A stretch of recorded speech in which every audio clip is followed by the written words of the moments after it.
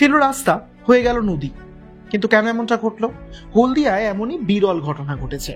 কিন্তু সেই নদী আবার জলের নদী নয়, সেই নদী তেলের নদী। এই ঘটনা জানাজানি হতেই সাধারণ মানুষ রীতিমতন চমকিয়ে গিয়েছেন, কিন্তু তারা সময় নষ্ট করেননি। হাড়ি, কড়াই, ঘটি, বাটি হাতের সামনে যে যা পেয়েছেন নিয়ে একেবারে ছুটেছেন তেল সংগ্রহ করতে। তেল সংগ্রহ করেছেন, কিন্তু প্রশ্ন উঠছে, কেন গ্যালনের পর গ্যালন তেল রাস্তায় এভাবে বেরিয়ে গেল? কেন তেলের বন্যা ছুটলো হলদিয়াতে? জানা গিয়েছে জাহাজ থেকে অপরিশোধিত পাম তেল সরাসরি পাইপলাইনের মাধ্যমে চলে যায় কারখানায়, আর সেই পাইপেই ফাটল দেখা দিয়েছে।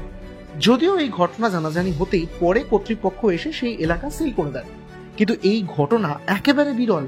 আর এই ঘটনার কথা শুনে রীতিমতন চাঞ্চল্য ছড়িয়েছে এলাকায়। ব্যুরো রিপোর্ট, এক ঝলকে মিডিয়া, পূর্ব মেদিনীপুর।